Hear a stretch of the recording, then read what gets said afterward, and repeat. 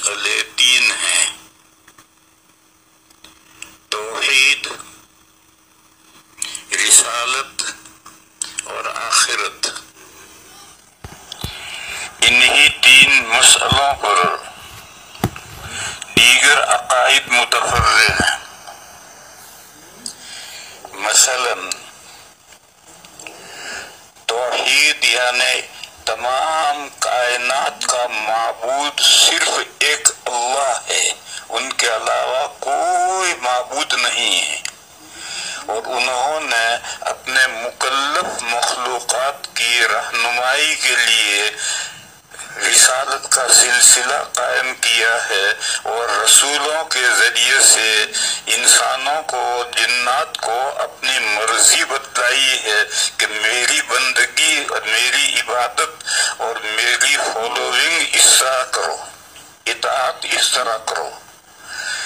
بس یہ دو مسئلے جو ہیں، ایک توحید اور ایک رسالت، ان کے بیچ میں چند اور باتوں پر بھی ایمان لانا ضروری ہے۔ وہ کیا ہے؟ اللہ کے ایک مخلوق ہے ملائکہ، فرشتے، ان پر ایمان لانا ضروری ہے، فرشتوں کو ماننا ضروری ہے۔ اسی طریقے پر مکلف مخلوقات میں سے اللہ تعالیٰ نے جو اپنے نمائندے چنے ہیں، انبیاء اور رسول، ان کو ماننا ضروری ہے۔ اور ہر مختلف زمانوں میں اللہ تعالیٰ کی بہت سی کتابیں اپنے رسولوں کے اوپر نازل ہوئی، ان کتابوں کو ماننا ضروری ہے۔ یہ تین چیزیں درمیان میں اگر نہیں مانی جائیں گی تو یہ مسئلہ واضح سمجھ میں نہیں آئے گا کہ اللہ جو معبود ہیں انہوں نے اپنے بندگی کے طریقے مخلوقات کو کیسے سمجھائے، کیسے بتلائے۔ اللہ کی شان بہت بڑی ہے، وہ علی ہیں، وہ برتر و بالا ہیں، کبیر ہیں، ان کو وہ انسانوں سے رو در رو بات نہیں کرتے، بالواسطہ رسولوں اور انبیاء کے ذریعے سے مخلوقات تک اپنی بات پہنچاتے ہیں۔ بس اللہ تعالیٰ یہ جو رسول اور انبیاء ہیں یہ بھی انسان ہیں، بشر ہیں، اور بشر سے ما کان لبشر ان یکلمہ اللہ، بشر میں یہ استطاعت اور طاقت نہیں ہے کہ اللہ تعالیٰ اس سے گفتگو کریں۔ تو یہ انبیاء ہے، انبیاء جو ہیں اور تمام انبیاء کے آقا اور سردار ہمارے پیغمبر حضرت محمد مصطفیٰ صلی اللہ تعالی علیہ وسلم بھی بشر ہیں، اور بشر میں اتنی استطاعت نہیں ہے کہ اللہ تعالیٰ سے ہم کلام ہو سکے۔ پردے کے ساتھ، پردہ چاہے تھوڑا ہو یا زیادہ ہو، حضرت موسیٰ علیہ السلام سے اللہ تعالیٰ نے ہم کلامی کی ہے، وہ بھی نور کے پردے سے گفتگو کی ہے۔ اسی لیے موسیٰ علیہ السلام نے فوراً یہ درخواست کی ہے، رب ارنی انظر الیک، اے اللہ مجھے اپنا جلوہ دکھائی۔ تو اللہ نے یہ نہیں فرمایا کہ میں نہیں دیکھ سکتا ہوں، بلکہ یہ فرمایا کہ تم مجھے نہیں دیکھ سکتے، قال لن ترانی، تم مجھے نہیں دیکھ سکتے ہو۔ یہ نہیں کہا کہ میں نہیں دیکھ سکتا ہوں، اللہ تو دیکھ سکتے ہیں۔ جب انسان کے دل و دماغ میں اور آنکھوں میں قوت پیدا ہو جائے، جیسا کہ جنت میں پیدا ہو جائے گی، تو اللہ کا جلوہ انسان دیکھیں گے۔ لیکن اس دنیا میں اللہ نے انسان کے دل و دماغ بھی کمزور بنائے ہیں اور آنکھیں بھی کمزور بنائی ہیں، لہذا اس دنیا میں اللہ کا جلوہ انسان دیکھنے کے قابل نہیں ہے۔ تو موسیٰ علیہ السلام سے یہ کہا کہ لن ترانی، تم مجھے نہیں دیکھ سکتے۔ یہ نہیں کہا کہ میں نہیں دیکھ سکتا ہوں، یہ نہیں کہا، بلکہ یہ کہا کہ تم مجھے نہیں دیکھ سکتے ہو۔ پھر حضرت کو مشاہدہ کروایا کہ تم تو کمزور مخلوق ہو، انسان ہو، دیکھو تم جس پہاڑ پر ہو اس پہاڑ کے سامنے دوسرا پہاڑ تمہیں نظر آ رہا، یہ پہاڑ تم سے زیادہ طاقتور مخلوق ہے، میں اپنا جلوہ اس پر ڈالتا ہوں، دیکھو اگر وہ پہاڑ میرا جلوہ برداشت کر سکے تو تم بھی مجھے دیکھ لو گے، اور اگر وہ برداشت نہ کر سکے تو تم کہاں سے برداشت دیکھو گے۔ فلما تجلی ربہ للجبل، پھر جب اللہ نے اپنی تجلی فرمائی پہاڑ پر تو پہاڑ ریزہ ریزہ اور پاش پاش ہو گیا، اور موسیٰ علیہ السلام بے ہوش ہو کر گر پڑے، یعنی اللہ کا جلوہ نہیں دیکھ سکے۔ پہاڑ تو پاش پاش اور ریزہ ریزہ ہو گیا، لیکن موسیٰ علیہ السلام بے ہوش ہو گئے، بھئی اتنا ہی اثر ہوا۔ بہرحال انسان اللہ تعالیٰ سے براہ راست ہم کلام نہیں ہو سکتا ہے، پردہ رہتا ہے بیچ میں، چاہے وہ پردہ ہلکا ہو چاہے بھاری ہو۔ ہلکا پردہ تو یہ موسیٰ علیہ السلام سے جو اللہ نے ہم کلام کی تھی وہ نور کے پردے میں کی تھی، اور وہ نور آگ کی صورت میں، درخت پر آگ کی صورت میں نظر آ رہی تھی، وہ اللہ نہیں، وہ جو نظر آ رہی تھی آگ کی صورت نظر آ رہی تھی وہ اللہ نہیں تھے، وہ پردہ تھا۔ دوسری صورت پردے کی یہ ہے کہ اللہ تعالیٰ فرشتے کو پیغام دیں اور فرشتہ آ کر نبی کے سامنے وہ پیغام بیان کرے، تو یہ درمیان میں فرشتے کا واسطہ ہے، یہ گہرا پردہ ہے، لمبا پردہ ہے۔ بہرحال اللہ تعالیٰ مخلوق سے مخاطب ہوتے ہیں پردے کے ذریعے سے۔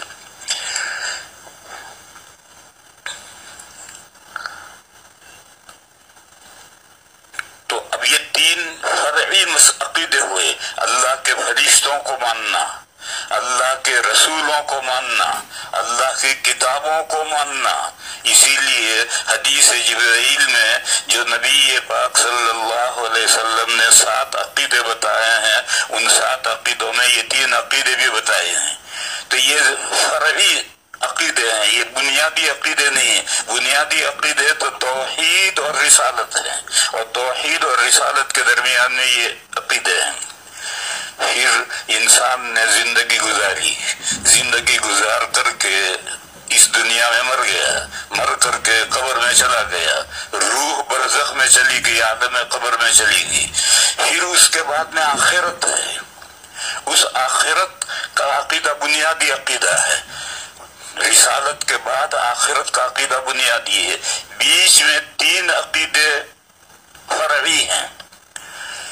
ایک عقیدہ تو یہ ہے کہ یہ جو ہماری دنیا ڈے ٹو ڈے چل رہی ہے، اس کا ایک لاسٹ ڈے آنے والا ہے، اس کا نام قرآن و حدیث میں اس کا نام ہے الیوم الآخر، آخر پچھلا دن، آخری دن، لاسٹ ڈے آئے گا۔ جب اس دنیا کا لاسٹ ڈے آئے گا تبھی تو دوسری دنیا آخرت شروع ہوگی، تو اس لیے الیوم الآخر کو ماننا ضروری ہے۔ اچھا، یوم الآخر لاسٹ ڈے آ گیا، پھر کیا؟ پھر اس کے بعد جتنے لوگ مر کر کے اس دنیا میں قبر میں چلے گئے ہیں، ان کو دوبارہ نئی زندگی ملے گی، بعث بعد الموت، مرنے کے بعد دوبارہ زندہ ہونا ہے، اس عقیدے کو ماننا بھی ضروری۔ پھر تیسرا عقیدہ یہ ہے کہ اس دنیا میں جو اس دنیا کے بارے میں اللہ تعالیٰ نے جو کچھ طے کر رکھا ہے اس پر ایمان لانا، تقدیر اللہ کی جو پلاننگ ہے اس پلاننگ پر ایمان لانا بھی ضروری ہے کہ اللہ نے اسی طرح سے پلاننگ کی ہے اور طے کی ہے کہ یہ دنیا ایک وقت تک چلے، کہ اس کا لاسٹ ڈے آ جائے، یہ دنیا ختم ہو جائے، اور ختم ہونے کے بعد میں سب قبر میں چلے جائیں، پھر اس کے بعد میں دوبارہ مخلوقات زندہ ہوں۔ یہی اللہ نے پلاننگ کی ہے، اس دنیا اور آنے والی دنیا دونوں کے لیے یہ پلاننگ ہے، یہی تقدیر ہے۔ پھر اگلی جو دنیا آئے گی، اس دنیا میں تو سب مزے میں ہیں، لیکن اگلی جو دنیا آئے گی اس دنیا میں جن کا اللہ پر ایمان تھا اور اللہ کے احکام کی جنہوں نے پیروی کی تھی ان کے لیے جنت ہے، اور جنہوں نے اللہ کو نہیں مانا اور اللہ کے مخلوق کو پوجا اور اللہ کے مخلوق کے کہنے پر چلے ان کے لیے آگے دوزخ ہے۔ یہ جو ایک بعض انسانوں کے لیے جنت ہے اور بعض کے لیے دوزخ ہے، یہ جو پلاننگ ہے اس پر یہ ایمان لانا ضروری ہے، یہ تقدیر ہے اللہ کی۔ اس کے بعد میں پھر جو دوسری دنیا شروع ہوگی اس دنیا کا نام ہے آخرت، دوسری دنیا اور آخرت یہ 2 عربی کے لفظ ہیں، ہم اسے سمجھتے نہیں۔ یہ دنیا یہ مؤنث ہے ادنا کا، ادنا کے معنی ہے اقرب، نزدیک، تو اقرب دنیا، اقرب نزدیک، اس سے مؤنث اس کا دنیا، اور یہ الدنیا در حقیقت الدار کی صفت ہے، وَتِلْكَ الدَّارُ الْآخِرَةُ، اسی طرح تِلْكَ الدَّارُ الدُّنْيا، وہ گھر جو ہم سے قریب ہے، کتنا قریب ہے؟ جتنا مچھلی سے تالاب قریب ہوتا ہے، مچھلی اندر ہے اور چاروں طرف تالاب ہے، اسی طرح سے ہم اس دنیا کے اندر ہیں اور ہمارے چاروں طرف دنیا ہے۔ تو یہ جو گھر ہم سے اقرب ہے، اس گھر کا نام ہے دنیا، اور پھر دوسری دنیا ہے الآخرہ، یہ بھی مؤنث ہے، آخر کا، آخر معنی پرے، دور، آخر کا مؤنث ہے الآخرہ، اور الدار الآخرہ وہ گھر جو پرے ہے، دور ہے، وہ ابھی شروع نہیں ہوا، وہ اس دنیا کے ختم ہونے کے بعد وہ دار الآخرہ شروع ہوگا۔ بہرحال یہ دو دنیا کی اللہ کی پلاننگ یہ ہے کہ یہ دنیا جب تک اللہ تعالیٰ چاہیں گے چلتی رہے گی، جب اللہ چاہیں گے یہ ختم ہوگی، اور ختم ہونے کے بعد دوسری دنیا شروع ہوگی، اور وہ دوسری دنیا جو شروع ہوگی وہ تا ابد چلتی رہے گی، وہ پھر کبھی ختم نہیں ہوگی۔ یہ تقدیر ہے، اس کو ماننا ضروری ہے۔ تو یہ تین عقیدے، الیوم الآخر ہماری اس دنیا کا لاسٹ ڈے آئے گا، پھر اس الیوم الآخر کے اندر بعث بعد الموت، جو مری ہوئی مخلوقات ہیں ساری مخلوقات دوبارہ زندہ ہوں گے، انسان اور جنات ہی نہیں بلکہ جتنے حیوانات چرند پرند ہیں یہ سب دوبارہ زندہ ہوں گے، اور پھر یہ جو دو دنیا کی پلاننگ ہے اس پلاننگ کے مطابق یہ زمانہ چلے گا۔ یہ تین عقیدے، ایک تو اس دنیا کا آخری دن آنا ہے، پھر اس آخری دن کے اندر پھر دوبارہ زندہ ہونا ہے، پھر اس کے بعد میں دوسری دنیا شروع ہونی ہے اور وہ ہمیشہ چلتی رہے گی۔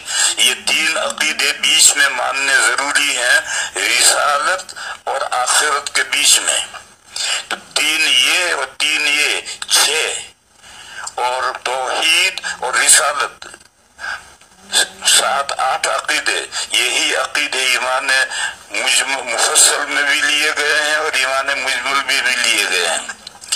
تو میرے دوستوں اور بزرگوں میں سمجھا یہ رہا تھا کہ دین نام ہے عقائد و اعمال کا، یہ عقیدے اور یہ عمل، اور یہ عقائد و اعمال کا مجموعہ، اس کی مثال ایسی، ایک درخت ہے، شاداب تناور درخت ہے، اس کا ایک اصل ہے، اس کا تنا ہے، تھڑ ہے، اس تھڑ کے اوپر بڑی شاخیں ہیں، پھر بڑی شاخوں میں سے چھوٹی شاخیں نکلتی ہیں، چھوٹی شاخوں میں سے پھر پتے نکلتے ہیں، پھول نکلتے ہیں، پھل نکلتے ہیں۔ درخت نام ان تمام شاخوں کا اور تنے کا مجموعے کا نام ہے۔ تو یہ عقائد جو ہیں یہ بمنزل تنے کے ہیں، اور اس عقیدوں پر یہ اعمال شاخیں پھیلتی ہیں۔ اللہ کے یہاں سے رسولوں پر جو وحی آتی ہے اور جس کے ذریعے سے انسانوں کی رہنمائی کی جاتی ہے، تو ان کو یہ بنیادی عقیدے بھی ان کو سمجھائے جاتے ہیں، اور ان پر متفرع ہونے والی جو شاخیں ہیں وہ بھی بتلائی جاتی ہیں کہ تمہیں دنیا میں یہ کرنا ہے، اگر اگلی دنیا میں تمہیں سکسیسفل ہونا ہے، کامیاب ہونا ہے، تو اس دنیا میں تمہیں یہ کرنا ہے۔ یہ اللہ کی ہر شریعت میں اسی طریقے سے بنیادی باتیں بھی بتائی جاتی ہیں اور اس کے بعد فرعی باتیں بھی بتائی جاتی ہیں۔ اسی لیے میرے بھائیوں، قرآن کریم میں 114 صورتیں ہیں، ان 114 صورتوں میں سے 80 اور 85 صورتیں مکی ہیں۔ ان مکی صورتوں میں یہی تین عقیدے، توحید، رسالت اور آخرت، یہی تین عقیدے ریپیٹ کیے گئے ہیں، مختلف طریقے سے بار بار سمجھائے گئے ہیں، بلکہ قرآن کے آخر میں جو چھوٹی چھوٹی صورتیں ہیں ان میں تو آخرت کا عقیدہ بار بار بیان کیا گیا ہے۔ پھر اس کے بعد میں جب ہجرت کر کے مدینہ آئے، مکی صورتیں وہ ہیں جو ہجرت سے پہلے نازل ہوئی ہیں، اور جو صورتیں ہجرت کے بعد نازل ہوئی وہ مدنی کہلاتی ہیں۔ تو مدنی صورتوں میں احکام آنے شروع ہوئے، مکی صورتوں میں بہت کم احکام آئے ہیں، اور احکام آئے بھی ہیں تو گول گول آئے ہیں، مبہم آئے ہیں۔ زکوٰۃ، نماز اور زکوٰۃ پہلے دن سے فرض ہے، لیکن شروع میں 2 نمازیں تھی، ایک فجر کی تھی اور ایک عصر کی تھی۔ 5 نمازیں معراج میں ہوئی۔ اسی طرح سے زکوٰۃ پہلے دن سے فرض تھی۔ قرآن کریم کی جو سب سے پہلی سورت نازل ہوئی یا ایھا المزمل، اس کے آخری آیت کے اندر زکوٰۃ کا ذکر ہے۔ زکوٰۃ کے کیا معنی ہیں؟ زکوٰۃ کے معنی ہیں اللہ کے لیے خرچ کرنا۔ کس پر خرچ کرنا، کتنا خرچ کرنا، اس کی کوئی تفصیل نازل نہیں ہوئی تھی۔ قرآن کے سورہ بقرہ میں ہے یسألونک ماذا ینفقون، لوگ آپ سے پوچھتے ہیں کہ وہ کیا خرچ کریں، قل العفو، آپ جواب دے دیجئے کہ تمہاری ضرورت سے جو زائد ہے وہ خرچ کرو۔ ایسا گول گول جواب آیا، تفصیلی جواب نہیں آیا۔ ایک دوسری آیت میں بتایا کہ کن پر خرچ کریں، تو بتلایا کہ تمہارے ماں باپ پر خرچ کرو، رشتہ داروں پر خرچ کرو، یتیموں پر خرچ کرو، مسافروں پر خرچ کرو۔ خرچ کرنے کی جگہ تو تفصیل سے بتلائی، لیکن کتنا مال، کتنا مقدار خرچ کی جائے یہ نہیں بتایا، گول بتلایا۔ پھر جب وقت آیا ہجرت کے بعد میں سن 2 ہجری میں زکوٰۃ کی سب تفصیلات نازل ہوئی۔ بہرحال مکی صورتوں میں عقیدے بار بار پھیرے گئے ہیں اور ریپیٹ کیے گئے ہیں، اور بار بار مختلف انداز سے وہ عقیدے بیان کیے گئے ہیں، اور اس انداز سے بیان کیے ہیں کہ آدمی کو کہیں تکرار نہیں محسوس ہوگی۔ 30ویں پارے کی جو چھوٹی چھوٹی صورتیں ہیں، تقریباً سبھی صورتوں میں معاد آخرت کا عقیدہ ہے، اگر تم پڑھو تکرار کہیں نہیں معلوم ہوگی۔ ایک نیا انداز ہے، اور نئے انداز سے ایک ہی مسئلہ بار بار نئے انداز سے سمجھایا جاتا ہے۔ میرے بھائیوں، مجھے کہنا یہ ہے کہ یہ جو قرآن کریم کی پہلی صورت ہے، جو فاتحۃ الکتاب ہے، قرآن کریم کا دیباچہ ہے، جو ام الکتاب ہے، قرآن کریم کی بنیاد ہے اور اصل ہے اور ماں ہے، اس میں یہی 3 بنیادی عقیدے بتائے گئے ہیں: توحید، رسالت اور آخرت۔ اور پھر یہی 3 عقیدے اور پھر ان سے لگتے جو احکام ہیں یہ سارے قرآن کریم میں پھیلائے گئے ہیں۔ بس قرآن کریم کو ان سورہ فاتحہ کی تفسیر کہو یا قرآن کریم کے مضامین کو سورہ فاتحہ کی طرف لوٹاؤ، ایک ہی بات ہے۔ سب سے پہلا عقیدہ ہے توحید۔ توحید 2 ہیں، ایک توحید الوہیت ہے اور ایک توحید ربوبیت ہے۔ کچھ لوگوں کو یہ اشکال ہوتا ہے کہ یہ 2 توحیدیں کہاں سے آ گئی؟ در حقیقت توحید ایک ہی ہے، توحید الوہیت ہے، اور توحید ربوبیت توحید الوہیت کی دلیل ہے کہ معبود صرف ایک کیوں ہے؟ اس لیے ایک معبود ہے کہ ساری کائنات کوئی رب اور پروردگار ایک ہی ہے، بس جو رب ہے وہی معبود ہے، دوسرا معبود کہاں سے ہو جائے گا؟ تو الحمدللہ میں توحید الوہیت ہے، اور رب العالمین الحمدللہ کی دلیل ہے۔ توحید الوہیت اس میں ہے، اور توحید ربوبیت توحید الوہیت کی دلیل ہے۔ الحمدللہ رب العالمین، اتنی ایک آیت میں توحید الوہیت دلیل کے ساتھ بیان کی گئی ہے کہ معبود صرف ایک ہے، اور اس لیے وہ ایک ہی معبود اس لیے ہے کہ وہی رب ہے، ان کے علاوہ کوئی رب نہیں۔ رب کسے کہتے ہیں؟ رب اسے کہتے ہیں جس میں 3 باتیں پائی جائیں، وہ رب ہے۔ ہم ترجمہ تو کر دیتے ہیں پروردگار، پالنہار، ترجمہ تو کر دیتے ہیں، لیکن سمجھتے کچھ نہیں۔ ایسا ہی ہے جیسا کہ ایک دوسرے سے ملتے ہیں، مصافحہ کرتے ہیں، پوچھتے ہیں مزاج شریف، تو وہ کہتا ہے الحمدللہ، یا کہتا ہے نزلہ ہو رہا، بخار آ رہا، کورونا ہو رہا.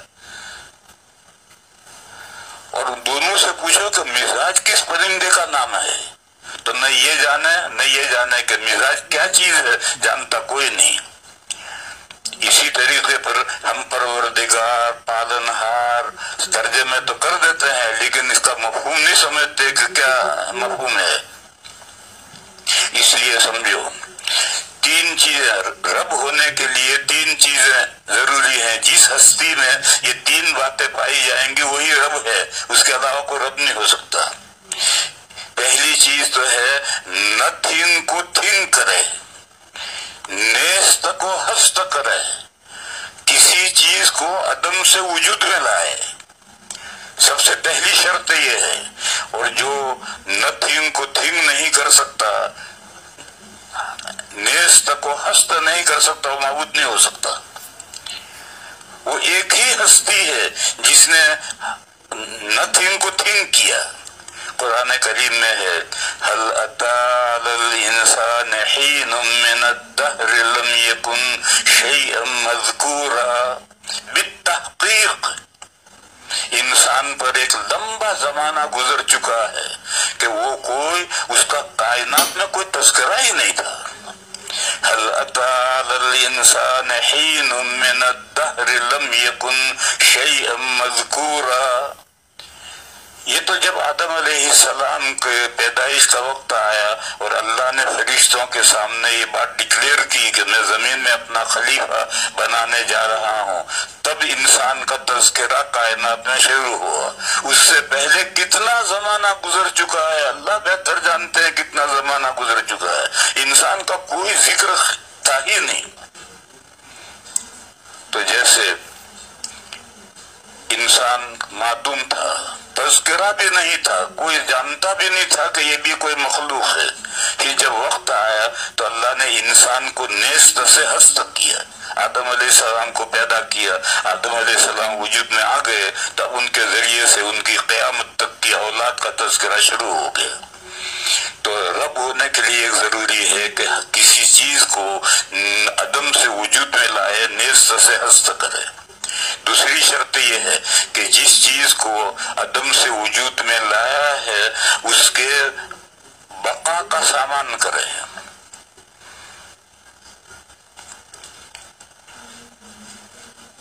جیسے بھاری برسات میں بجلی کوندتی ہے، چھپ دے کر ختم.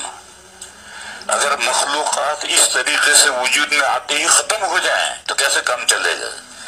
تو مخلوقات کو وجود میں لانے کے بعد میں ان کے بقا کا سامان کرے، وہ وجود میں آنے کے بعد باقی رہیں. اللہ ہی وہ ہستی ہیں جو مخلوقات کو عدم سے وجود میں لاتے ہیں، پھر ان کے بقا کا سامان کرتے ہیں، باقی رہنے کا. پھر تیسری چیز یہ ہے کہ اس کی ضروریات زندگی، باقی رہنے کے بعد میں جب وہ باقی ہے تو وہ تو زندہ ہے، تو اس کے زندگی کی جو ضروریات ہیں اس کا سامان کرے، مہیا کرے. یہ تین چیزیں جس کے اندر پائی جائیں وہ رب ہے، اس کے علاوہ کوئی رب نہیں. اس مثال کو ذرا سمجھو، ہم انسانوں کے ذریعے سے اس کو سمجھتے ہیں. ایک لڑکا ہے، ایک لڑکی ہے، دونوں شادی نہیں ہوئی ہے، دونوں الگ الگ ہیں، ان کی اولاد کا کوئی تذکرہ نہیں.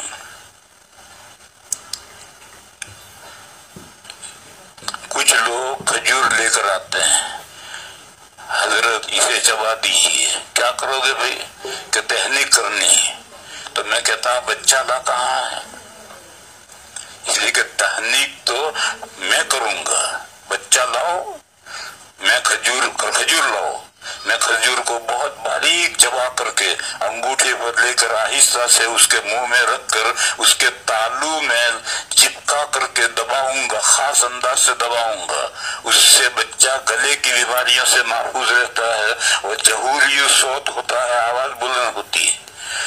نبی پاک صلی اللہ علیہ وسلم کے زمانے میں جب بچہ کوئی پیدا ہوتا تھا تو وہ حضور کی خدمت میں لایا جاتا تھا، खजूर भी साथ लेकर आता था, और बिल्कुल पैदा होते ही फौरन अभी कोई चीज उसने खाना पीना शुरू किया उससे पहले लाते थे और हुजूर तहनीक करते थे।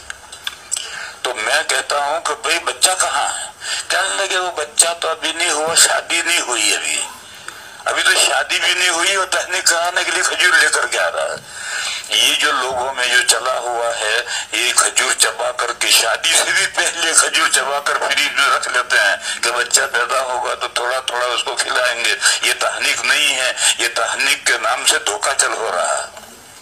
इसको तबर्रुक तो तुम कह सकते हो कि ये तबर्रुक किसी बुजुर्ग का चबाया हुआ है, थोड़ा थोड़ा तबर्रुकन खिलाया, तबर्रुक को कोई हर्ज नहीं, लेकिन तहनीक इसे मत दो, नाम दो। तहनीक तो इसके अलावा चीज है। तो हमारा बच्चा जब तक शादी नहीं होती है, बच्चे का कोई तस्करा ही नहीं। फिर शादी हो गई, शादी होने के बाद में मियाँ बीवी दोनों बच्चे के उम्मीद रखते हैं। पहले तो मेरे एक उस्ताद थे मौलाना हाशिम साहब बुखारी रहमतुल्लाह अलैह, वो बुखारा के थे, दारुल देवबंद में आकर पढ़े और फिर दारुल में मुदर्रिस हुए थे। मेरे उस्ताद है, मैंने कुदूरी पढ़ी उनसे। तो हमने उनसे कहा हजरत आपने शादी नहीं की? तो कहने लगे मैंने शादी की है, मैंने अपने मुल्क में बुखारा में शादी की थी। तो मैंने कहा आपके बच्चे? कहने लगे बच्चा कोई नहीं, हमारे यहाँ शादी के 15 साल तक तो बच्चे का कोई तस्वुर ही नहीं होता था। 15 साल के बाद में बच्चे का तस्वुर होता था, मर्द भी और औरत भी बच्चे का। अब तो 1 साल अगर बच्चा न हो तो शौहर इधर दुआएं कराता फिरेगा, औरतें इधर मन्नतें मानती फिरेगी, बच्चे के लिए बेताब है। क्यों? दुनिया जहाँ क़यामत करीब आ रही है, जितनों को दुनिया में आना है धड़ाधड़ फटाफट आना है, देर नहीं है, ताखिर नहीं है, जल्दी से सबको आना है। बहरहाल मैं ये कह रहा था कि ये जो तहनीक के बारे में तस्वुर आजकल चल पड़ा है कि शादी होने के बाद या औरत हामिला है उस वक्त उसे खजूर चबा करके फ्रिज में रख ली, बच्चा पैदा होगा तो थोड़ी थोड़ी उसको खिलाएंगे, ये तहनीक नहीं है, ये तहनीक का गलत मफहूम है। तहनीक तो ये है कि बच्चा पैदा होते ही किसी नेक बंदे के पास जो तहनीक करना जानता हो, हर एक तहनीक नहीं कर सकता, जो तहनीक करना जानता है उसके पास ले जाओ, वो खजूर चबा करके अंगूठे पर ले गए। और अंगूठे का नाखून नहीं होना चाहिए, नाखून कटा हुआ होना चाहिए। अंगूठे पर लेकर आहिस्ता से उंगली डाल करके उसके तालू में वो खजूर चिपकाएगा और खास अंदाज से तालू दबाएगा, उससे बच्चा जहूरी सोत होगा। बहरहाल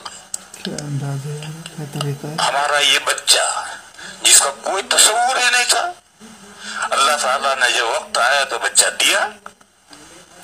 अब ये बच्चा नेस्त से हस्त हुआ, अदम से वजूद में आया। अब अगर ये बच्चा अदम से वजूद में आने के बाद में उसकी बका का सामान अल्लाह ताला न करे तो ये बच्चा कैसे जिंदा रहेगा? तो जब से ये अदम से वजूद में आया, कब से आया? लोग ये समझते हैं कि जब माँ ने बच्चा जना अब ये अदम से वजूद में आया, ये गलत है। बच्चा तो माँ के पेट में 4 महीने पहले अदम से वजूद में आया।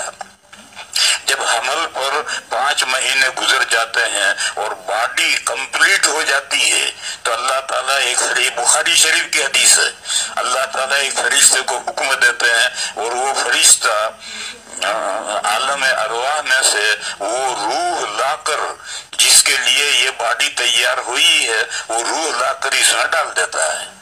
तो माँ के पेट में बच्चा जिंदा हो जाता है। रात को औरत सोती है, पेट में कोई हरकत नहीं, सुबह उठती है तो बच्चा घूम रहा है। कब ये पैदा हो गया कुछ पता नहीं। जब फरिश्ते ने रूह ला करके बॉडी में डाल दी उसी वक्त से बच्चा वजूद में आ गया। तो नेस्त से हस्त होता है माँ के पेट में। अब माँ के पेट में जब नेस्त से हस्त हो गया, अब उसको 4 महीने आर्क्यूलेटर में रखना है।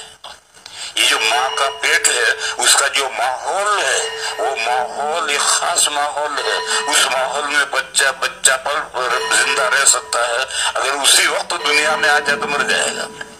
इसीलिए जो बच्चे कब्ल वक्त पैदा हो जाते हैं उसको हॉस्पिटल में एक डिब्बा है, उसका नाम है आर्क्यूवेटर, उसके अंदर माहौल एटमॉस्फियर ऐसा माँ के पेट जैसा बना है, तो उस बच्चे को उसमें रख देते हैं, बंद कर देते हैं और मुकर्ररा मुद्दत पर खोलते हैं तो बच्चा जिंदा रहता है।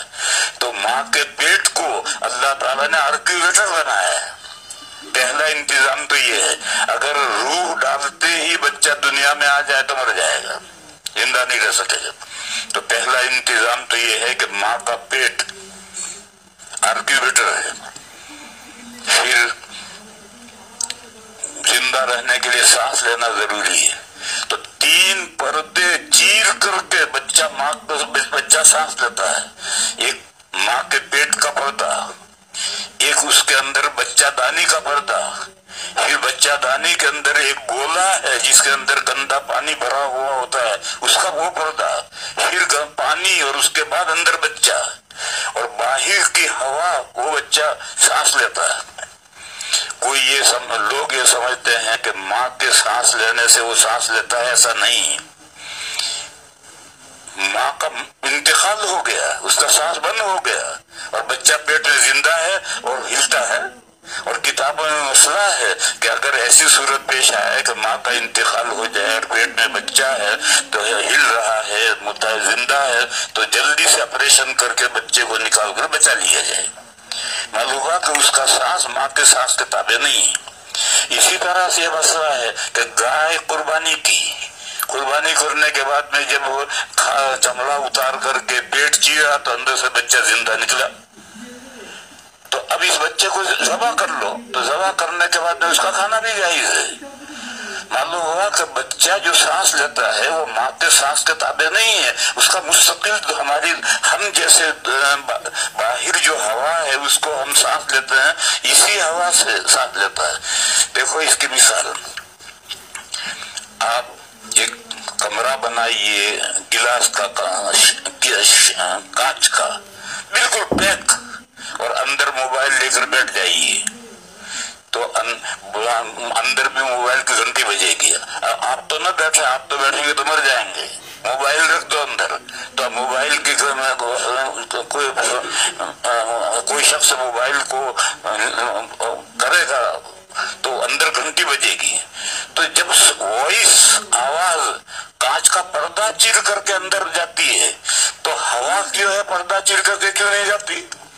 तो इसलिए 3 पर्दे चीर करके पेट का पर्दा, बच्चादानी की रहम बच्चादानी का पर्दा, और मशीमा वो गोला जिसके अंदर बच्चा है उसका पर्दा, ये 3 पर्दे चीर करके हवा बच्चा सांस लेता है। तो अल्लाह ने यूं इंतजाम कर दिया। तो पहला तो ये है कि रूह पड़ते ही हमारी इस दुनिया की आबो हवा बर्दाश्त नहीं कर सकता है, उसको 4 महीने तक आर्क्यूवेटर में रखना है, तो माँ के पेट को ही आर्क्यूवेटर बना दिया। फिर उसके बाद में उसको सांस लेने के लिए इंतजाम ये किया कि बाहर का सांस उसको पहुंचता है और वो सांस नाक से लेता है और 3 पर्दे चीरता है, फिर अंदर गंदा पानी है उसको चीरता है, फिर नाक से बच्चा सांस लेता है और ये गंदा पानी उसके नाक में नहीं जाता। अजीब अल्लाह की इबादत है कि इन गंदा पानी क्यों नहीं जाता? बस अल्लाह की कुदरत है। देखो हमारे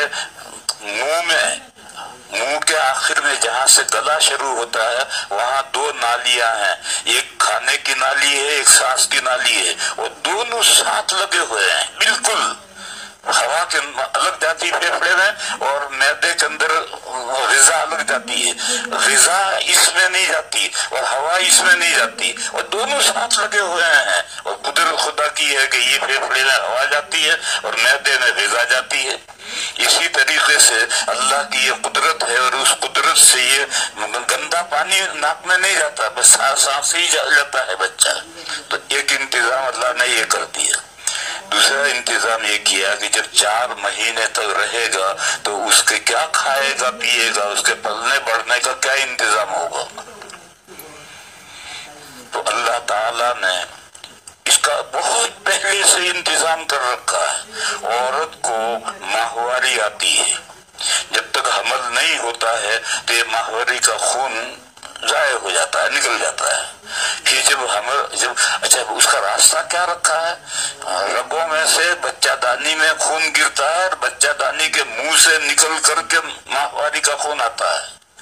جب حمل ٹھہرتا ہے اور بچہ دانی بند ہو گئی تو پیچھے جو خون آتا تھا وہ اب بچہ دانی میں نہیں گرے گا، وہ رگوں میں رکا رہے گا۔ حاملہ عورت کو بھی ہر مہینے ماہواری آتی ہے اور وہ خون رگوں میں رکا رہتا ہے۔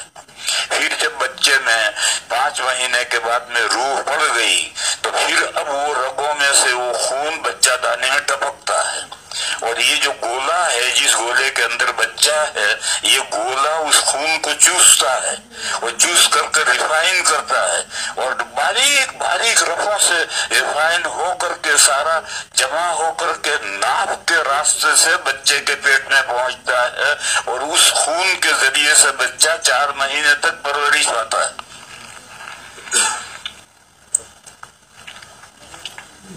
اور یہ جو کھایا وہ تو کھایا ہے تو پخانا بھی کرے گا، تو پخانا کہاں گیا اس کا؟ وہ پخانا اس کے پیٹ میں جمع رہتا ہے 4 مہینے تک، جیسے ہمارا پخانا 24 گھنٹے تو پیٹ میں جمع رہتا ہے، بعض کا 2 دن جمع رہتا ہے، تو وہ 4 مہینے جمع رہتا ہے۔ چنانچہ بچہ جب دنیا میں پیدا ہوتا ہے، ظاہر لفظ پیدا کے معنی ہے ڈسپلے، ظاہر ہونا۔ جب دنیا میں ظاہر ہوتا ہے تو ماں کی چھاتی میں دودھ 2 دن تک نہیں اترتا، اس درمیان میں بھٹی پلاتے ہیں اور کالا کالا پخانا بچہ کرتا ہے۔ یہ وہ پخانا ہے جو 4 مہینے دودھ کا بچا ہوا بچہ ہے۔ تو اللہ نے غذا کا انتظام کرنے کے لیے یہ ماہواری کا سسٹم رکھا ہے۔ اسی لیے دادا اور دادی جب تک جنت میں رہے ان کی کوئی اولاد نہیں ہوئی، اس لیے کہ انسان کی تخلیق اسی مٹی سے مقدر تھی۔ دادا بھی اسی مٹی سے بنائے گئے ہیں اور دادی بھی اسی مٹی سے بنائی گئی ہیں، ان کی ساری اولاد بھی اسی مٹی سے بنائی جا رہی ہیں۔ جنت میں ان کی کوئی اولاد نہیں ہوئی۔ جب جنت سے نکالے گئے اور زمین پر آئے اور زمین پر اتر کر کے زمین سے پیدا ہونے والی چیزیں دادا اور دادی نے کھائی تو اس سے جسم میں بلڈ، خون پیدا ہوا۔ یہ خون مٹی کا خلاصہ ہے، پھر اس خون میں سے مادہ بنا، پھر مادہ رحم مادر میں پہنچا، پھر وہاں وہ علقہ بنا، پھر مرغا بنا، پھر ہڈیاں بنی، پھر گوشت چڑھا، پھر اس کے بعد میں اس میں روح ڈالی گئی تو انسان بن گیا۔ بہرحال انسان کی تقدیر، انسان کی پیدائش مٹی سے مقدر تھی، اور جنت میں یہ مٹی نہیں ہے، دوسری مٹی تو ہے وہاں کی لیکن یہ مٹی نہیں ہے۔ لہذا دادا دادی جنت میں رہے، کتنے دن رہے اللہ جانے، کتنے دن رہے، ہزاروں سال رہے، سینکڑوں سال رہے، اس درمیان میں ان کی کوئی اولاد نہیں ہوئی۔ میاں بیوی میں جو مقاربت ہوتی ہے وہ وہاں بھی ہوتی ہے، جنت میں جائیں گے تو وہاں یہ سلسلہ رہے گا، تو دادا دادی میں بھی یہ سلسلہ تھا لیکن اولاد نہیں ہوئی، اس لیے کہ اولاد تو اس مٹی سے پیدا کرنا مقدر ہے، اور دادا بھی اسی مٹی سے پیدا ہوئے ہیں، دادی بھی اسی مٹی سے پیدا ہوئے ہیں۔ اور یہ جو کہتے ہیں کہ دادا کی پسلی سے دادی پیدا کی گئی، یہ بائبل کا تصور ہے جو تفسیروں کے اندر آیا ہے، صحیح روایات میں یہ مضمون نہیں ہے۔ بخاری شریف میں صرف ایک روایت ہے، حضور نے فرمایا عورتوں کے ساتھ اچھا برتاؤ کرو، اس لیے کہ عورتیں پسلی سے پیدا کی گئی ہیں، اور پسلیوں میں سب سے ٹیڑھی اوپر کی پسلی، اگر تم اس کو سیدھا کرنا چاہو گے تو پسلی کبھی سیدھی نہیں ہو سکتی، ٹوٹ جائے گی، اور اس کا ٹوٹنا یہ کہ طلاق کی نوبت آ جائے گی۔ اور اگر تم اس کو ٹیڑھا رہنے دو گے اور اچھا برتاؤ کر کے اپنا کام نکالتے رہو گے تو نکلتا رہے گا۔ حافظ ابن حجر علیہ الرحمہ جو بخاری شریف کے سب سے پہلے بڑے شاعر ہیں، انہوں نے کہا کہ اس حدیث میں نسوانی فطرت میں کجی کی تمثیل ہے، کہ عورتوں کی فطرت میں اللہ نے کجی رکھی ہے، اس کجی کو حضور نے پسلی کی مثال سے سمجھایا ہے۔ اور یہ جو لوگوں میں عام لوگوں کے اندر تفسیروں میں سے مضمون آیا ہے یہ در حقیقت بائبل میں سے آیا ہے. بائبل میں باقاعدہ فوٹو دے رکھا ہے کہ ایک آدمی درخت کے نیچے سویا ہے اور اللہ میاں کبوتر بن کر کے چھری لے کر آئے اور آ کر پسلی کاٹ کر لے گئے اور دادی کو بنا کر بھیج دیا. یہ سب وہاں سے تفسیروں میں آیا ہے اور یہ سب تفسیر حدیث سب صحیح نہیں ہے. صحیح حدیث بخاری کی صرف یہ ایک حدیث صحیح ہے اور اس کو شارح یہ کہتے ہیں کہ اس میں عورتوں کی تخلیق کا بیان نہیں ہے بلکہ نسوانی فطرت میں جو کجی رکھی ہے اللہ نے وہ پسلی میں جیسی کجی ہے, اس کے نیچر میں کجی ہے, اس کو سیدھا کر ہی نہیں سکتے. درخت کی لکڑی ہے اگر وہ ٹیڑھی ہے تو اس کی فطرت میں کجی نہیں ہے, اس کو گرم کر کے آہستہ آہستہ سیدھا کر کے سیدھا کر سکتے ہو. لیکن جس چیز کی نیچر میں کجی ہے اس کو کسی طرح سے دور نہیں کر سکتے ہو. تو جیسے پسلی کی نیچر میں کجی ہے اس کو دور نہیں کر سکتے, ایسے عورت کی نیچر میں کبھی کجی ہے. لہذا اس سے فائدہ اٹھانے کے لیے اچھا برتاؤ کرو اور اچھا برتاؤ کر کے نباہ کرو. ایک دوسری حدیث میں ہے کہ اگر عورت دن میں 100 غلطیاں کرے تو 100 مرتبہ معاف کرو, اس کے بغیر کام نہیں چلے گا. بہرحال میں کہہ یہ رہا تھا کہ اللہ تعالیٰ نے بچے کے غذا کے لیے ضرورت کے لیے یہ سسٹم رکھا. جب تک دیکھو یہ جو ماہواری کا خون ہے اس کو قرآن نے کہا اذا, گندگی, اور جنت گندگی کا محل نہیں. لہذا دادی جب تک جنت میں رہی ان کو ماہواری نہیں آتی تھی اور جب ماہواری نہیں آتی تھی تو بچہ کہاں سے ہوگا. یہ تو یہ زمین پر آنے کے بعد میں ماہواری بھی شروع ہوئی اور اس کے بعد اولاد بھی بچے پیدا ہونا بھی شروع ہوئے. تو اللہ تعالیٰ نے بچے کے پیٹ میں بچے کی پیدا ایک تو بچے کے ماں کے پیٹ کو انکیوبیٹر بنایا, اس کا ماحول ایسا بنایا کہ اس میں وہ بچہ زندہ پنپ سکے, زندہ رہ سکے. پھر اس کے سانس لینے کا انتظام کیا اور باہر کی ہوا وہ 3 پردے چیر کر کے ہوا پہنچتی اس سے سانس لیتا ہے, اور کھانے پینے کے انتظام کے لیے ماہواری سسٹم قائم کیا اور اس کے ذریعے سے اللہ تعالیٰ اس کی پرورش کرتے ہیں. پھر اس کے بعد بچہ دنیا میں آیا, کہتے بچہ پیدا ہوا. پیدا فارسی لفظ ہے, پیدا کے معنی ہے نمودار, ظاہر ہوا, یعنی عدم سے وجود میں ابھی نہیں آیا, وہ تو 4 مہینے پہلے عدم سے وجود میں تو آ گیا ہے. ابھی تو یہ ظاہر ہوا دنیا میں, نمودار ہوا. اب اللہ تعالیٰ نے 3 انتظام کیے اس کے. دنیا میں اگر وہ 3 انتظام نہ کرتے تو بچہ دنیا میں زندہ نہیں رہ سکتا تھا. ایک تو سانس لینے کے لیے ہوا چاہیے, وہ ہوا اللہ نے آلریڈی ساری کائنات ہوا سے بھر رکھی ہے. ہم سب اسی ہوا کے ذریعے سے سانس لے کر زندہ رہتا ہے. بچہ بھی نکل دنیا میں آ کر سانس لیتا ہے تو سانس ہوا کا انتظام تو پہلے سے ہے. دوسرا ابھی اس کا معدہ اس قابل نہیں ہے کہ وہ دنیا کی غذا ہضم کر سکے, تو اس لیے بچہ بغیر دانت کے آتا ہے. بھینس کا بچہ دانت لے کر آتا ہے اور رات میں بچہ پیدا ہوتا ہے اور صبح جب اس کی ماں کو گھاس ڈالتا ہے تو بچہ بھی چگتا ہے. اگر اسی طرح سے انسان کا بچہ بھی دانت لے کر آئے تو ماں ہی بھاگے گی کہ بھوت آ گیا, تو ان کا بچہ نہیں آتا. کیوں؟ اس کو بیچارے کو کوئی اٹھانے والا نہیں ہے. پھر اللہ تعالیٰ نے جتنے بچے ہوتے ہیں ان بچوں کے اعتبار سے تھن رکھے ہیں. بھینس کے 4 تھن رکھے ہیں, 2 مالک کے ہیں, 2 بچے کے ہیں. اس سے کم شروع میں دودھ نہیں پلانا چاہیے. پھر کچھ دنوں کے بعد مہینے 2 مہینے کے بعد میں 1 تھن پلاؤ اور کوئی حرج نہیں, لیکن شروع میں 2 تھن اس کے ہیں, 1 تھن 2 تھن آپ کے ہیں. بہرحال یہ جو نظام ہے کہ بچہ بغیر دانت کے پیدا ہوتا ہے اور پیدا ہونے کے بعد میں جب اس کا پیٹ خالی ہو جاتا ہے، پیٹ میں جو کھا کر اس کا پخانہ جمع ہوا تھا وہ سارا نکل جاتا ہے، پیٹ خالی ہوتا ہے، تو اب ماں کی چھاتی میں سے 2 نہریں جاری ہو جاتی ہیں دودھ کی۔ لڑکا ہے تو ڈبل فیٹ کا دودھ ہوگا، لڑکی ہے تو سنگل فیٹ کا دودھ ہوگا۔ لڑکی کم ہضم کر سکتی، لڑکا قوی معدہ ہوتا ہے، اس کے اعتبار سے اس کے فیٹ میں بھی اللہ تعالیٰ نے ڈبل فیٹ اور سنگل فیٹ رکھا ہے۔ تو یہ دودھ کا جو انتظام اللہ نے کیا ہے، اس کے اگر کوئی غذا بچے کو نہیں مل سکتی تو ماں اپنی چھاتی سے لگا کر دودھ پلائے گی۔ تیسری چیز، اللہ تعالیٰ نے بچے کو انٹرنیشنل بھاشا لینگویج سکھا کر بھیجا ہے، اور بچہ اپنی ہر ضرورت اس زبان سے پوری کرتا ہے۔ وہ انٹرنیشنل لینگویج کیا ہے؟ رونا، کرائنگ۔ دنیا کے سب بچے ایک ہی طرح روتے ہیں۔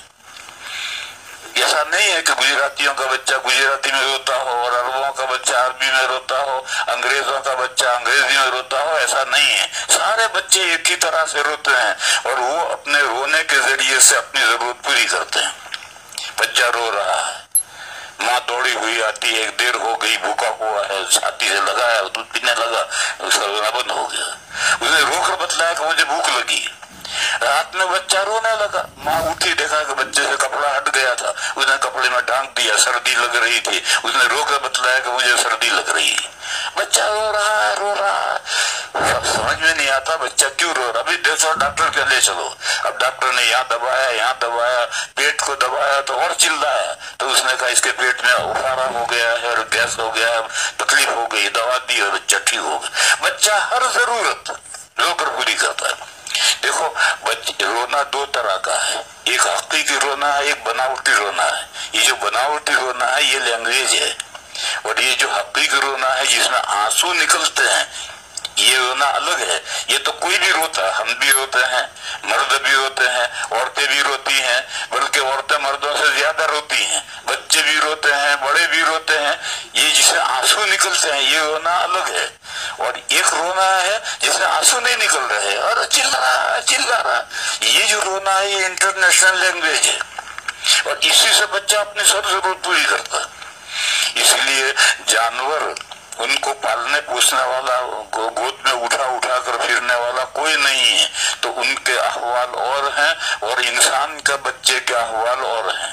مجھے تو یہ بتلانا ہے کہ دنیا میں آنے کے بعد میں زندہ رہنے کے لیے 3 چیزیں چاہیے، ہوا چاہیے، اور غذا چاہیے، اور اپنی ضروریات پوری کرنے کے لیے کوئی بادشاہ چاہیے۔ وہ تینوں کا انتظام اللہ نے کر رکھا۔ تو رب وہ ہے جو کسی چیز کو عدم سے وجود میں لائے، اور عدم سے وجود میں لانے کے بعد میں پھر اس کے بقا کا سامان کرے، اور پھر اس کے لیے ضروریات زندگی مہیا کرے۔ جو ہستی یہ 3 کام کرتی ہے وہی رب و پروردگار پالنہار ہے۔ تو قرآن نے کہا کہ ساری کائنات کے رب العالمین، پتہ نہیں عالم کتنے ہیں، اللہ جانتا ہے بہتر کہ کتنے عالم ہے، تمام عالموں کا ان رب و پالنہار اور پروردگار اللہ ہے۔ جب اللہ ہی ان سب کا رب ہے تو معبود بھی وہی ہوگا۔ تو اس لیے فرمایا الحمدللہ، تمام تعریفیں اللہ کے لیے ہیں۔ کیوں؟ وہ سارے جہانوں کے پالنہار ہیں، یعنی تمام جہانوں کے تمام تعریفیں اللہ کے لیے ہیں، یعنی معبود وہی ہیں۔ اس کو سمجھو، معبود میں 2 چیزیں ضروری ہیں۔ ایک تو یہ کہ سارے کمالات اس میں جمع ہوں، دوسری چیز کیا ہے کہ کوئی کمی نہ ہو، سارے کمالات جمع ہیں۔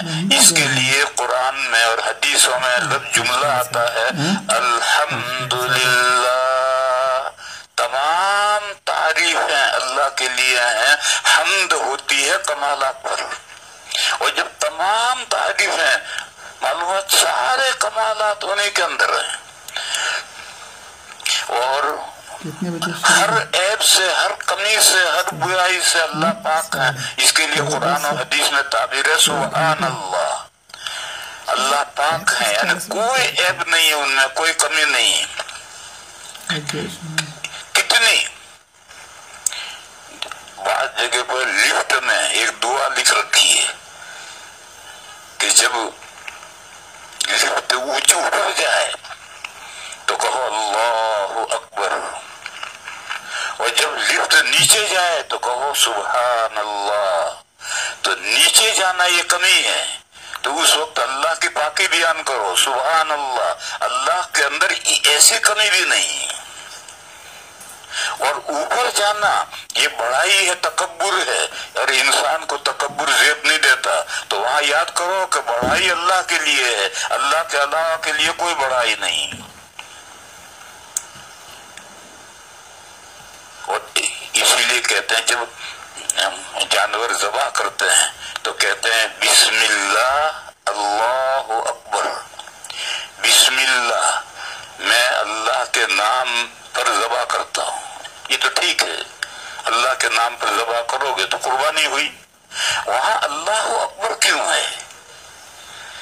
ذبح کرتے ہوئے تصور آ سکتا کہ ہاں میں اس کو مرغے کو کاٹ رہا ہوں، تو کہا مرغے کو تو نہیں کاٹ رہا، اللہ سب سے بڑا ہے۔ وہاں اللہ کی بڑائی کا تصور لاؤ، اللہ کے نام پر مرغا ذبح کرتے وقت اللہ کی بڑائی کا تصور لاؤ، اپنی بڑائی نہیں۔ تو معلوم ہوا کہ عظمتیں اور بڑائیاں بھی ساری اللہ کے لیے ہیں، اور ہر کمی سے ہر عیب سے اللہ تعالیٰ پاک ہے۔ تو قرآن کریم میں جہاں بھی الحمدللہ ہے تو اس میں توحید الوہیت ہے، اور جہاں بھی سبحان اللہ ہے تو اس میں بھی توحید الوہیت ہے۔ یہ ایک پہلو ہے، خوبیوں کا ہونا ضروری ہے معبود میں، اور یہ دوسرا پہلو ہے کمیوں سے پاک ہونا ضروری ہے۔ اور یہ جب دونوں چیزیں جمع ہوں گی، اور جمع ہوں گی تبھی سے تمام خوبیاں اسی میں جمع ہے جس میں کوئی کمی نہ ہو، اور ہر کمی سے پاک وہ ہے جس میں ساری خوبیاں ہوں، جس لیے دونوں چیزیں ساتھ ساتھ ہیں۔ اور قرآن کریم میں بہت جگہ پر آدھا مضمون بیان کرتے ہیں، آدھا مضمون چھوڑ دیتے ہیں فہم سامع پر اعتماد کر کے۔ جیسے آج ہی ہمارے حافظوں نے ایک آیت پڑھی، قل اللہم مالک الملک، کہو اے اللہ ملک آپ کا ہے، مالک الملک، توتی الملک من تشاء، جس کو چاہیں آپ ملک دیں، وتنزع الملک من من تشاء، جس سے چاہیں ملک لے لیں، وتعز من تشاء، جس کو عزت چاہیں عزت دیں، وتذل من تشاء، جس کو چاہیں ذلت دیں، بیدک الخیر، آپ کے ہاتھ میں خیر ہے۔ سوال ہے کہ شر کس کے ہاتھ میں ہے؟ شر بھی تو اللہ کے ہاتھ میں ہے، اس کا تذکرہ یہاں چھوڑ دیا، بیدک الخیر کہا، کیونکہ اوپر متقابلات آئے ہیں۔ تو جب متقابلات کے دونوں کے مالک اللہ ہیں تو خیر کا مقابل شر ہے، اس کا مالک بھی اللہ ہے۔ پھر آگے بھی متقابلات ہے، تولج اللیل فی النہار وتولج النہار فی اللیل وتخرج الحی من المیت وتخرج المیت من الحی، یہ آگے بھی متقابلات ہیں، ادھر بھی متقابلات ہیں۔ تو بیچ میں جو بیدک الخیر کہا ہے تو وہاں شر کا جز محذوف ہے۔ یہ ایک مثال ہے اس بات کی کہ قرآن کریم میں بہت جگہ پر متقابلات میں سے آدھا مضمون بیان کر کے آدھا فہم سامع پر اعتماد کر کے چھوڑ دیا جاتا ہے۔ تو یہاں بھی یہ آدھا بیان کیا گیا الحمدللہ، تو یہ اس کے ساتھ میں سبحان اللہ اس کے ساتھ لگے گا، سبحان اللہ تو اس کے ساتھ الحمدللہ اس کے ساتھ لگے گا۔ تمام تعریفیں جس کے اندر ہوں اور ہر عیب سے کمی سے جو پاک ہو وہی معبود ہوتا ہے۔ تو فرمایا الحمدللہ، تمام تعریفیں اللہ کے لیے ہیں، یعنی معبود وہی اکیلے ہیں، ان کے علاوہ کوئی معبود نہیں، کیونکہ دنیا میں تمام تعریفوں میں سب سے بڑی تعریف معبود ہونا ہے، اس سے بڑی کوئی تعریف نہیں، سب سے بڑی تعریف معبود ہونا ہے۔ تعریفیں تو بہت ہیں، یہ اچھا انجینئر ہے، یہ اچھا آرکیٹیکٹ ہے، یہ اچھا راج کمار ہے، یہ اچھا یہ ہے، یہ اچھا یہ ہے، یہ اچھا کھانا پکانا جانتا ہے، یہ کپڑا سینا جانتا ہے، یہ ہے، ان سب سے اوپر یہ پیدا کرنے والا ہے اور دوسرا کوئی پیدا کرنے والا نہیں۔ پھر کہ پیدا کرنے والا وہ ہے، پھر پالنے اور پوسنے والا بھی وہی ہے، اس کو کوئی پالنے پوسنے والا اور نہیں ہے۔ پر جب یہ ساری باتیں اس اللہ کے لیے ہیں تو معبود ہونا یعنی ورشپ ایبلٹی جس کے اندر ہو، پوجا کی صلاحیت ہو، وہ بھی اللہ ہی کے اندر ہے، ان کے علاوہ کوئی وردی اور ورشپ نہیں ہے، اللہ کے علاوہ عبادت کے لائق نہیں ہے۔ یہ پہلا مضمون بیان کیا، الحمدللہ تمام تعریف اللہ کے لیے ہیں، لہذا جب تمام تعریف اللہ کے لیے ہے تو سب سے بڑی جو تعریف ہے معبود ہونا، یہ بھی اللہ ہی کے لیے ہے، اور دلیل اس کی یہ ہے کہ وہ سارے جہانوں کے پالنہار ہیں، اور جو پالنہار ہو وہ اسی کی تو پوجا کرنی چاہیے، کسی اور کی کیسے کرنی چاہیے؟